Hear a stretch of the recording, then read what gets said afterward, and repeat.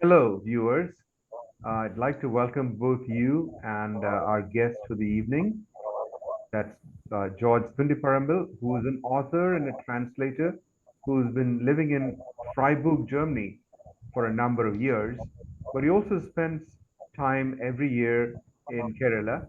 Ernakulam is, or that is Cochin, is his hometown, and he spends, a couple of months here every year. So, George, thank you very much for agreeing to be on this conversation today.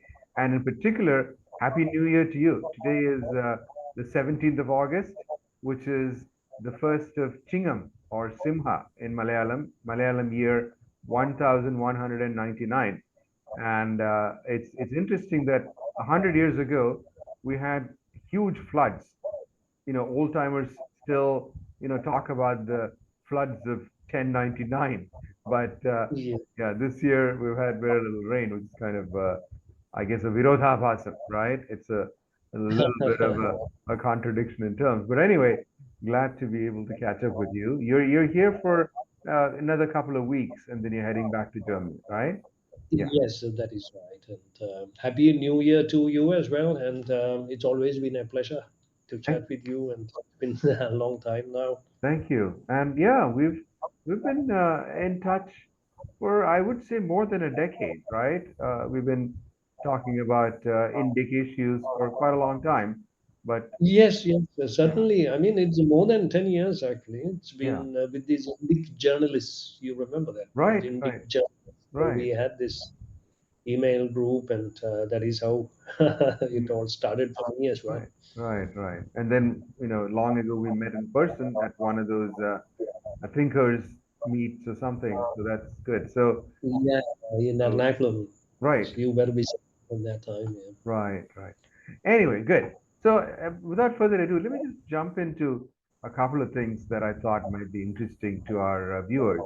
The first is, a Uh-huh. couple of days ago, August 15th to be precise, on India's Independence Day, the Prime Minister Narendra Modi stood up and made a bold prediction, which was that India, which is now the fifth largest economy in the world, said he, will soon be the third largest economy, which means India will overtake first Germany and then Japan, and then be just behind the Americans and the Chinese. Now, this is something that people in India feel obviously good about, but what do you think? And I know you weren't there at the time, but what do you think the general reaction in Germany would be to India's ambitions of being a superpower? And do you think that's a positive, or what is your opinion on the view from that side? Yeah, I mean, since I wasn't there, I didn't hear anything. Actually, I just looked for some news. In the last 24 hours, I was just going through these German newspapers and all that, and I didn't find any news relating to this particular statement Okay, by okay, Modi. But I'm sure they would have touched upon it. But usually I have heard this, especially when I had heard them talk about India's economic rise and all that. And right. but they were doing it, they were telling it in a very objective way. I Okay. mean, they did not make any comments on it. I Okay. didn't hear, but they might have done it. They do it through these what they call cabaret. They're like the stand-up comedians or Okay. satirical things, where they criticize everything. Right. Right. Usually they criticize themselves. That is how the Germans do it, Hmm. which is actually very healthy for Right. them. Right. But So, otherwise, I think there might be people, especially with these conservative people, who might feel that, oh, Germans are going down. That feeling is always there. So probably the rise of India, they would actually compare it with the fall of Germany. hmm hmm Actually, these very hard times for the Germans. First of all, because I mean, whatever is happening in the United States, in India, because you have this discrepancy between what you read and listen in the Yeah. mainstream news, Right. and what is really going on, which you understand through these social media and these, we have these sources through which we know what is going Hmm. on really. So this is extreme in Germany. I mean, for example, in the United States, you have a lot of people, very respectable people who voice the other opinion, and Yeah. even if they don't have space in the mainstream media, but still they make space Right. in YouTube and things like that, and they're being watched very widely, and Right. but in Germany, you Right. rarely find this. And I think it has to do with a certain kind of depression that they are going through. They're kind of in a denial mood. I mean, that is Uh-huh. my example. I mean, from experience from my friends, and Uh-huh. whenever I ask, they cannot make a statement Right. because they don't know how to make it, because they're really confused. That Mm, I'm mm, talking about normal people. mm, mm, mm. But at the same time, this Ukraine, they promised a lot of things in the Mhm. beginning, as you know, all of them did. Right. But in giving, it was all very, very slow. Mhm. They started giving, of course, but as we know, it wasn't enough. Mm, mm, And now the latest thing they're doing, this Lindner, that is the finance minister, mm, he went to Ukraine, Kyiv, for the first time mm, after, and this was last week, and mm, mm. then he promised some more money and Okay. some more weapons, Okay. which they usually did, but they didn't deliver. Okay. They delivered a few things, but they did not deliver the whole thing. Okay. And also, they have a lot of damage. These things have come back and damaged this Mm, Leopard, these tanks, and whatever they had given, these armored mm, weaponry which they provided. mm. Not in large numbers, but for this, they had announced this counteroffensive in Right. which they used this, but Russians. I mean, from whatever news we get, they were most of them were damaged and Right. destroyed. Right. And now they are starting I mean, what I have read is that they have started a kind of workshop Yeah. somewhere in Germany where they bring these old things and repairing and giving back to Back. them. Okay. Okay. Yeah. And in But Poland also, they have started a facility to repair these old things. okay. Uh, Okay. Not only old things, I mean, that I is mean, what they are doing yeah. actually in practical terms. Okay. But I think they don't,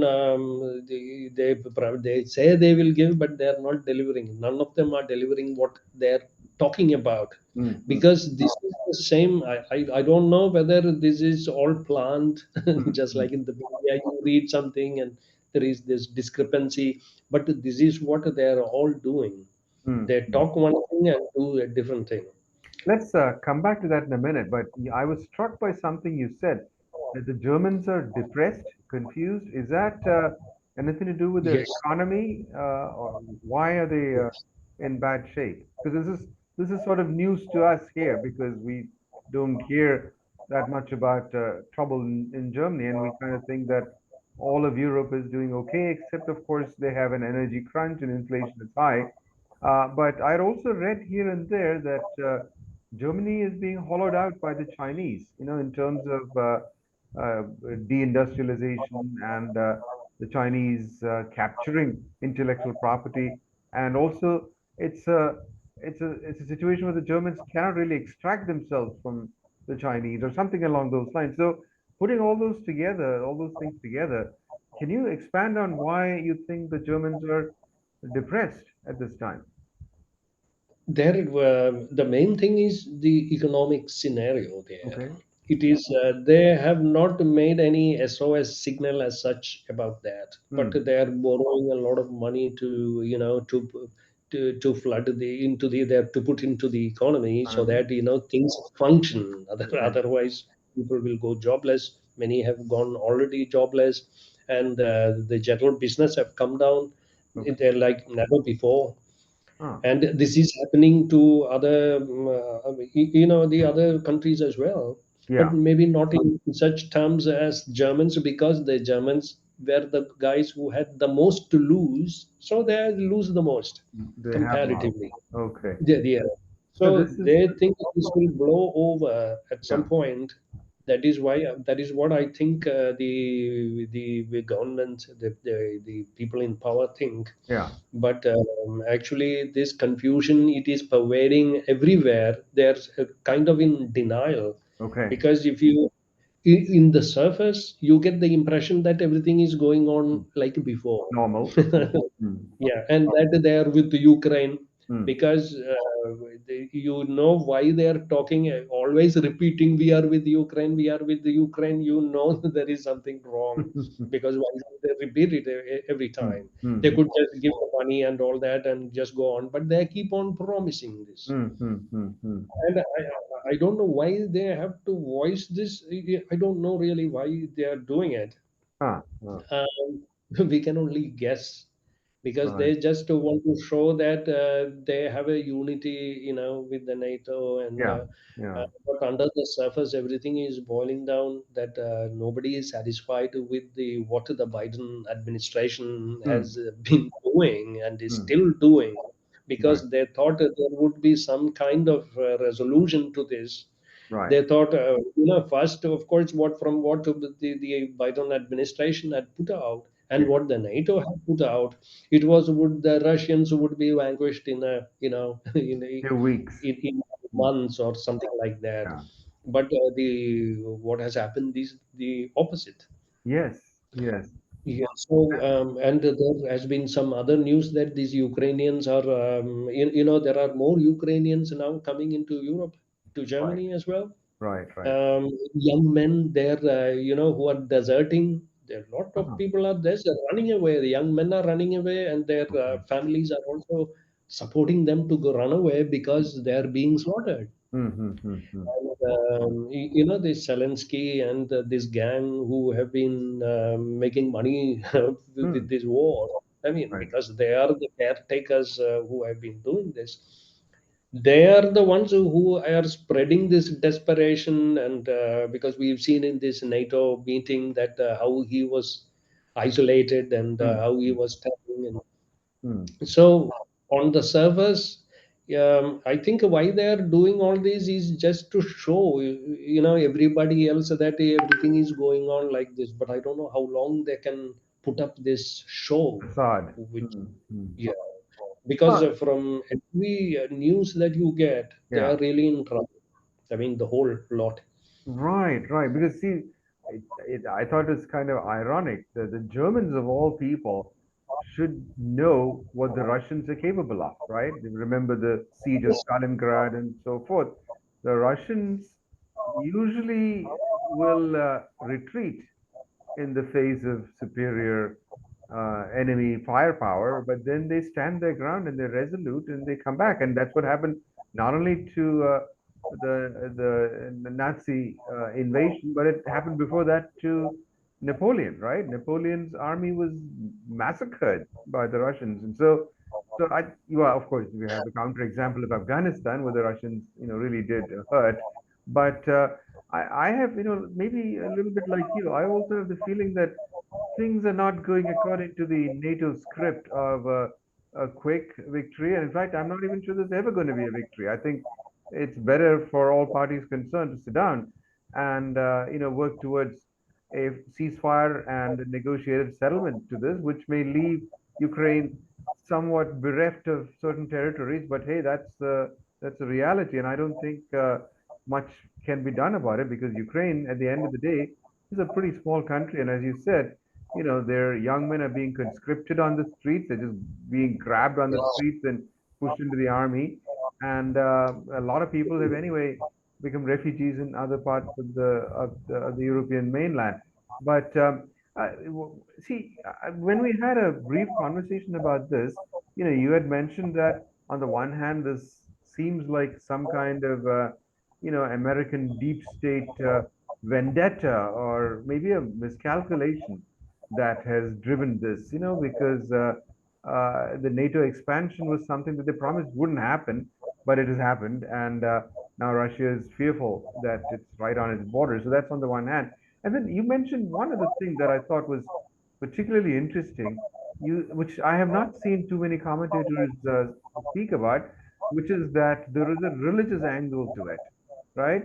Would Ye- you, Yes. would you please expand on that a little bit? Yes, I will do that.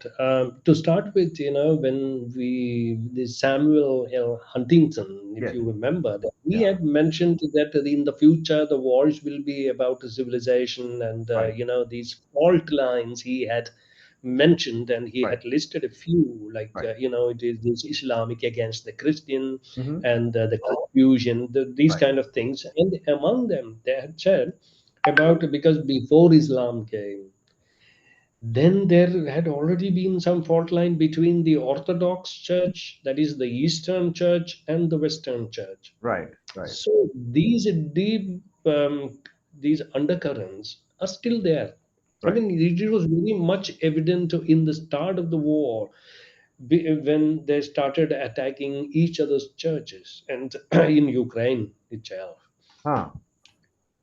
Because they're in Ukraine, the most of the people who the Christians, I mean, they are all Christians, but they belong to these Mm-hmm. Orthodox streams, and they were in different streams there were, and the majority were with the Russian Orthodox Church, Mm-hmm. with the headquarters in Moscow. Right, So it was this Moscow Patriarchate which were, just supervising all these churches right. till 210, I mean 2010, Okay. when there they started an umbrella Orthodox thing just came up, and all these Ukrainian Orthodox churches were drawn into that. Mm-hmm. And I've read, so there were some rumors that it was the CIA who were behind it, who actually engineered the coup and Okay. brought in this he and this gang and all that. Yeah. So simultaneously they were working on this religious thing also. Okay. So there is you have to see this in the you have these Protestant, Catholic, and all that, Mm. but on the surface there is another stream, this Western stream and the Eastern stream. Mm-hmm. In the sense, even the Protestants belong to this Western stream, Right. because what do they protest? They are protesting the Western, this Roman Catholic Church. Right. So, but the Russian Orthodoxy and the Eastern Orthodoxy is completely different. Mm-hmm. So what happened was that after 2010, Mm. most of these Ukrainians who belong to this Moscow Patriarchate, Mm. they all shifted to this other one, under this new umbrella, Mm. under the new Western Church, and they were also,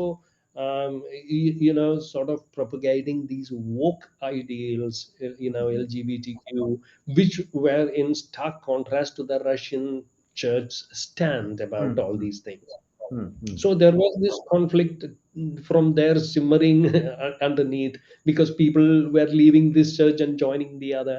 Right. So when the fighting got started, when these special operations, they were targeting, the Russians were also targeting these churches, some of them, and even killed some priests, which was also came out.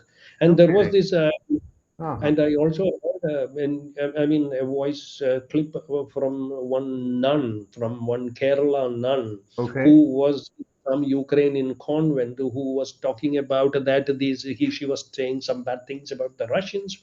because she was waiting, she was anxious that they were, put a bomb, or that they were targeting these churches, and she Mm. especially mentioned that. Mm-hmm. And there was an article as well by Arvind Kumar some time ago, which Mm. that was the only one which I saw, that, about this particular thing. And there was also some reports, actually a series of reports in Target Zeitung, that Okay. is, call it the TAZ, TAZ, that Okay. is the Target Zeitung is, actually it used to be the main mouthpiece of the leftists. Mm. It was very anti-American, but now it is all changed, Mm. because the whole media is in the it is it is what you call the corporate media. Right. And Right. when you corporate, the whole West is the same. Right. It's in American or German, it doesn't matter, for BlackRock and people like that, they don't have these kind of things, Right. especially when Germany is concerned, especially. Mm. Mm.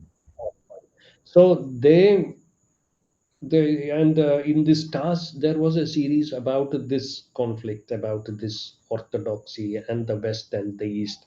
Of course, it was a very lopsided articles which I Hmm. read there, because they were saying this Russian Orthodoxy, this Eastern Orthodox Church is very outdated. It had to Mm-hmm. be modern. Mm-hmm. What do they say? Modern is these woke sentiments, Mm-hmm. Mm-hmm. that No, this is a very, I'm sorry to interrupt, but this is a very interesting angle that has not been commented on by many people, because I wasn't aware, for example, that they were shooting at each other's churches and bombing them and so I on. think And they all destroyed it. that's Nowadays, you don't hear about this particular churches. You don't hear, but I it see. used to be there.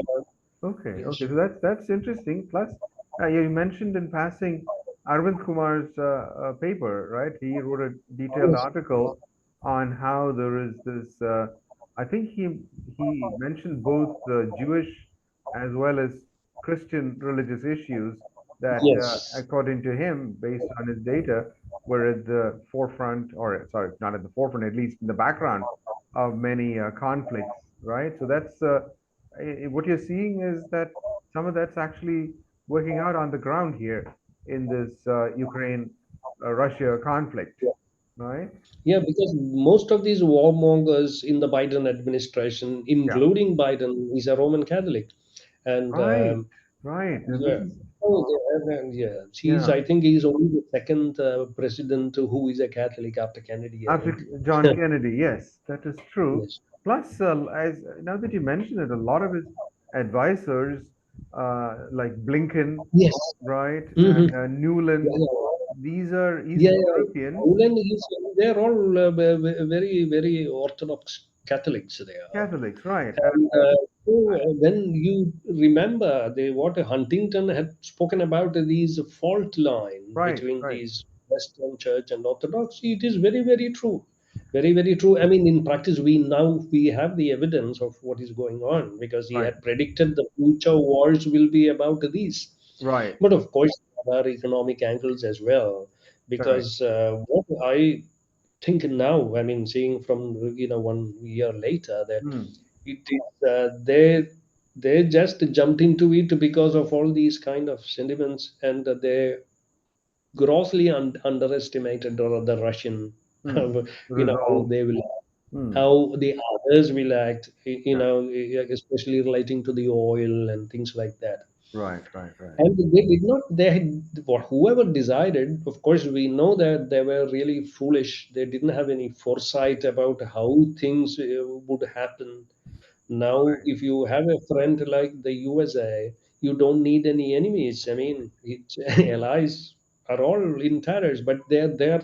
Why they don't speak against it? Hmm. I Hmm. don't know why Hmm. they're Hmm. not doing it. Possibly because they don't have strong leadership. Because most of these leaders are, came up through these, they were all co-opted by some power or the other. Hmm. So they all have some limitations, in speaking out freely about what is going on. Nobody can do that. Right. Right. No, I mean, in fact, you must have read about how there is supposedly not only a military industrial complex, but a censorship industrial complex in the US, which goes back to the corporate media that you were talking about, and people like BlackRock and three, four other major financial entities.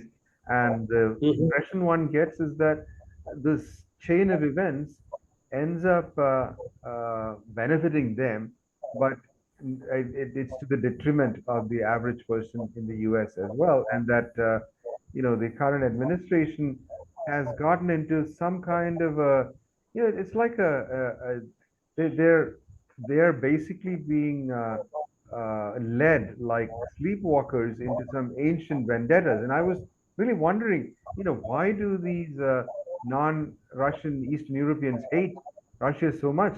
And your explanation about this, very old church angle does make sense, because I thought maybe the Russians had been mean to them in the past, and during the Soviet era or something. I'm sure they were, but there is something Yes. deeper than that, and that's a very good insight that you've brought to the picture at this point, George, and I thank you for that. But let me just step aside, from that point to another, which is what is your perception of what's going to happen in the war? Because as you said, it's certainly not a cakewalk or a walkover for the Ukrainians, and even with the combined might of NATO behind it, it's very slow going. So, what do you think is likely to happen in this context, and what is the outcome that would be reasonably positive for Germany and Europe in general? Yeah, I mean, the worst scenario that the people are hoping that would not happen is these Polish and the Mm, Latvians that they don't invade Western Ukraine. mm, mm, That is I mean, it is not talked about openly, mm, but the Polish, they are making some sounds about, oh, they're, bravado, they just want to go in and show because they have the biggest army now. mm, mm, They have a bigger defense situation than any other European country now. So they just want to, and they have some historical thing also, because they used to have part of this Western Ukraine. Oh, is that It right? was Okay, Poland, okay, yes. okay. And so that is why they were talking about it, and that is one reason that I mean, it is said why this Wagner group has gone to Belarus, and Mm-hmm. they are camping there because they want to play. I mean, so as a deterrent, I think Mm, they mm, are in the Polish borders now. mm, mm, And the Polish army has also grouped there. Quite a number of Polish soldiers are there now. They mm, are mm. now like in India, Pakistan thing. Okay. It's so that is the danger, the sparking point, which can lead the whole world into war if the Yeah. Poles and they go march into Ukraine. Right. And the Russians have already warned that if this happens, they Mm, are going to they are not going to go back. They will be buried there. That mm, is mm, what they said. So mm, it is going to be a very gruesome situation if this happens. That mm. I hope it doesn't happen, and that the sense prevails, because if this happens, then and if it becomes an all-out war, who Mm. is going to suffer the most are these European countries who are nearby, like Right. Germany and France and Right. people like that, Right. and everybody suffers. Well, So it sounds like yet another, world war, which in the past actually was a European war, right? yeah, yeah, For sure. Japan, right? So I think it'd be very bad. I mean, you're painting possibly the negative outcome, which I, definitely hope does not come about. But do you think the other side, the other possibility of some kind of a ceasefire and people going to the negotiating table, do you see that happening at all? Uh, it has to come from the Biden administration. Okay, The Americans are leading this whole thing. They right. started it, they're leading it, and now the Germans, everybody else is looking up to them. Hmm, hmm. And that is why they're all confused and they don't know what to do. They're like, zombies, just. But I think the why they're making this effort to show that they are still going on, everything is normal, that they were going want to help Ukraine, is Hmm. only to deter the Poles from starting another war. Okay, okay. Because that is what I think. I guess I could be wrong, but That's your that opinion. everything is okay. Yeah. Well, that's Because yeah. Well, I'm sorry. Please go ahead. and not only that, it is said that the Russians have regrouped. They are much more powerful than they ever were since they came to be. And Hmm, hmm. now the Europeans are no match, Well, unless of course they destroy each other. right, They right, cannot. Yeah, they can really overrun. They can hurt the whole Europe. The right, Russians right. can really damage the whole setup, that they will not come back for decades. They will not be able to come back Well, economically and otherwise. yeah. That's a terrible outcome. And Yes. Russia. anyway is suffering from a demographic implosion, and so are many other European countries, right? They don't have enough young people or babies or anything. So if they're all killing all the young men and presumably women in war, that's a very bad outcome. But um, let's um, let's hope that some sense prevails and that Yes.